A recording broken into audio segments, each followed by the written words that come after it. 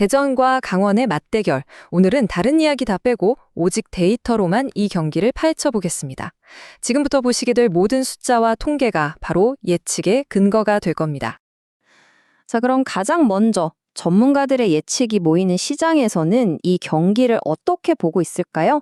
그 첫 번째 판단부터 한번 살펴보시죠. 배당률을 확률로 바꿔보면요. 홈팀인 대전의 승리 가능성이 41.5%로 일단 가장 높게 나오긴 합니다. 그런데 보세요. 강원 승리가 34.3%, 무승부가 31.9%, 사실상 거의 차이가 없죠. 시장도 어느 한쪽에 손을 들어주기 어려운 아주 팽팽한 경기를 예상하고 있다는 뜻입니다. 근데 진짜 흥미로운 건 바로 이 부분이에요. 득점 시장의 예측을 보면 양팀 득점의 합이 2골 이하면 언더, 3골 이상이면 오버인데 언더가 나올 확률을 무려 65.7%로 보고 있습니다.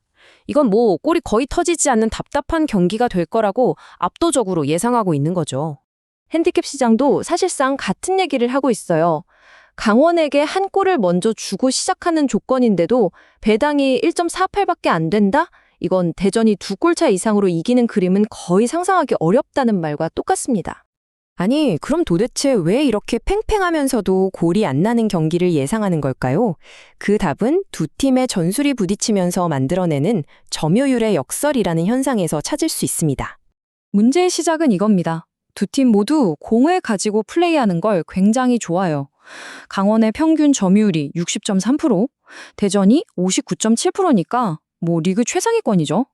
자, 이렇게 서로 공을 뺏기기 싫어하는 두 팀이 만나면 어떻게 될까요? 바로 여기서 점유율의 역설이 나타나는 겁니다. 서로 공 뺏으려고 중원에서만 치고받고 싸우다 보니까 정작 공격의 핵심인 상대 진영으로 들어가는 횟수는 평소보다 20%나 뚝 떨어지는 거죠. 한마디로 중원에서 병목 현상이 생겨서 공격이 앞으로 나아가지 못하는 겁니다.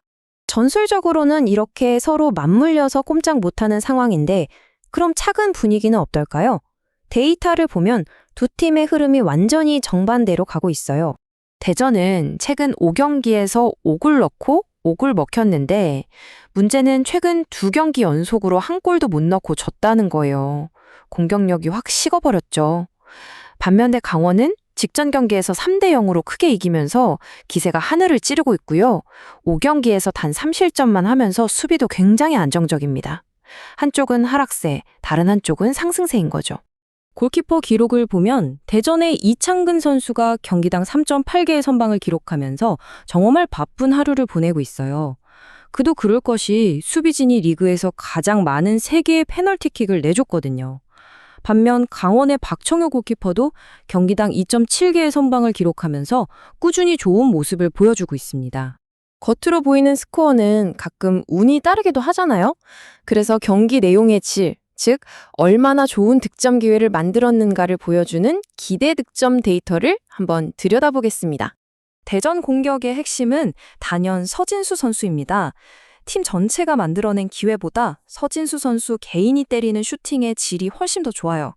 유효 슈팅 기대 득점이 2.1이라는 건 골키퍼를 뚫고 골이 될 확률이 아주 높은 슈팅을 때리고 있다는 뜻이죠. 그런데 이걸 뒤집어 보면 서진수 선수를 빼면 위협적인 공격 루트가 없다는 의미도 됩니다. 반면에 강원은 정말 효율적인 축구를 하고 있습니다. 압달라 선수는 1골 넣기도 힘든 기회로 2골을 만들어냈고요. 김대원 선수는 결정적인 찬스를 3번이나 만들면서 공격을 이끌었죠. 그리고 맨 뒤에서는 박청효 골키퍼가 버티면서 평균 0.6실점이라는 정말 말도 안 되는 수비력을 보여주고 있습니다. 자, 그렇다면 과거에 두 팀이 만났을 때는 어떤 결과들이 나왔을까요? 상대 전적에서 어떤 패턴을 찾을 수 있는지 한번 보시죠. 전체 전적만 놓고 보면 대전이 16승 11무 8패로 꽤 앞서 있습니다. 하지만 정말로 우리가 주목해야 할 건 바로 최근의 흐름입니다. 이거 정말 놀랍지 않나요? 최근 7번의 맞대결에서 무려 6번이 무승부였습니다. 대전이 지지는 않았지만 이기지도 못했다는 거죠. 정말 팽팽한 승부가 계속 반복되어 왔다는 걸 알 수 있습니다. 이 데이터는 우리가 앞에서 봤던 저득점 예측을 다시 한번 확인시켜줍니다. 최근 5경기 모두 양팀 득점 합이 2.5골을 넘지 않았어요. 두 팀이 만나기만 하면 전술적으로 서로를 꽁꽁 묶어버리는 경향이 있다는 게 명확하게 드러나죠. 자, 이제 이 모든 데이터 퍼즐 조각들을 맞춰볼 시간입니다. 최종 결론으로 이끌어줄 가장 결정적인 변수들을 마지막으로 확인해 보겠습니다. 이번 경기의 가장 큰 변수는 바로 대전의 전력 누수입니다. 핵심 선수들이 대거 빠지면서 대전의 예상 득점력은 평소보다 무려 22%나 감소할 것으로 보입니다. 이건 뭐 말 그대로 팀의 척추 라인이 통째로 무너진 상황이에요.